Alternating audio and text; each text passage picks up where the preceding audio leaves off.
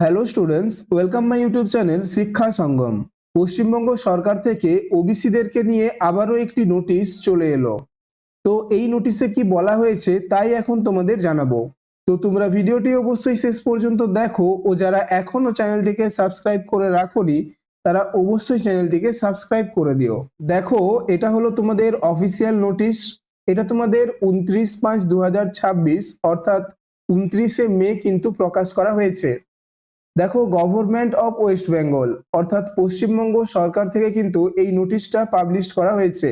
তো এখানে তোমরা দেখো সাবজেক্টে কি বলা হয়েছে, applicability of OBC reservation and non creamy layer অর্থাৎ NCL status in admission and recruitment process, অর্থাৎ ভর্তি ও নিয়োগ প্রক্রিয়ায় ওবিসি সংরক্ষণ এবং নন ক্রিমি লেয়ার অর্থাৎ এনসিএল এর প্রয়োজন সম্পর্কে বলা হয়েছে। তো এটা তোমাদের কিন্তু পুরো নোটিশটা দেখো।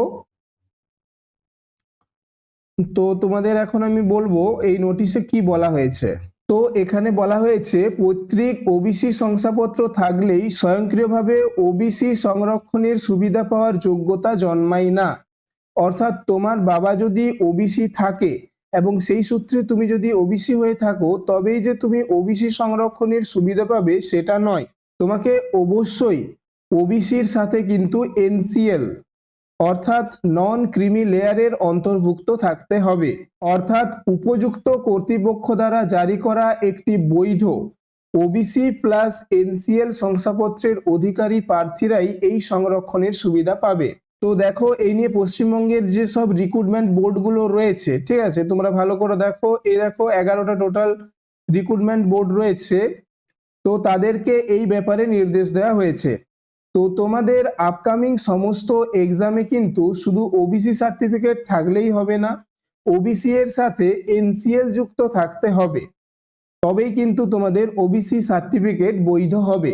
তবে যে এক্সামগুলো তোমরা দিয়েছো যেমন ডাব্লিউবিপি, কনস্টেবল বা তোমাদের এসএসসির যেগুলো গ্রুপ সি এবং ডি, সেই সব ক্ষেত্রে আগের নিয়মেই কিন্তু লাগু থাকবে। অর্থাৎ তোমাদের আগে যে ওবিসির যে নিয়ম ছিল সেটাই লাগু থাকবে।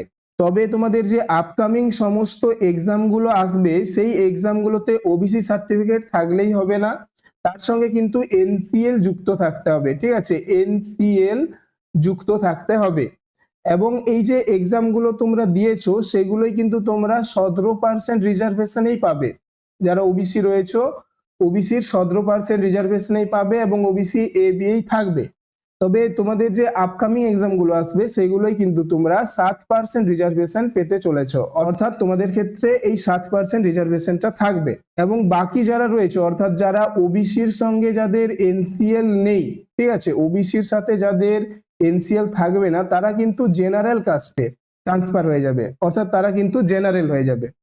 শুধুমাত্র যাদের ওবিসির সঙ্গে এনসিএল থাকবে তারাই শুধু ওবিসির যে সংরক্ষণের সুবিধাটা রয়েছে সেই সুবিধাটা পাবে। তো এই নোটিশে কিন্তু তোমাদের এটাই বলা হয়েছে, যাদের ওবিসির সঙ্গে এনসিএল থাকবে তারাই ওবিসির সুবিধাটা পাবে এবং যাদের ওবিসির সঙ্গে এনসিএল থাকবে না তারা জেনারেলে চলে আসবে। তো এরকম ইনফরমেটিভ ভিডিওগুলো পাওয়ার জন্য তোমরা অবশ্যই চ্যানেলটিকে সাবস্ক্রাইব করে রাখো এবং ভিডিওটি যদি ভালো লেগে থাকে একটা লাইক করে দিও। তো দেখা হচ্ছে পরের ভিডিওতে।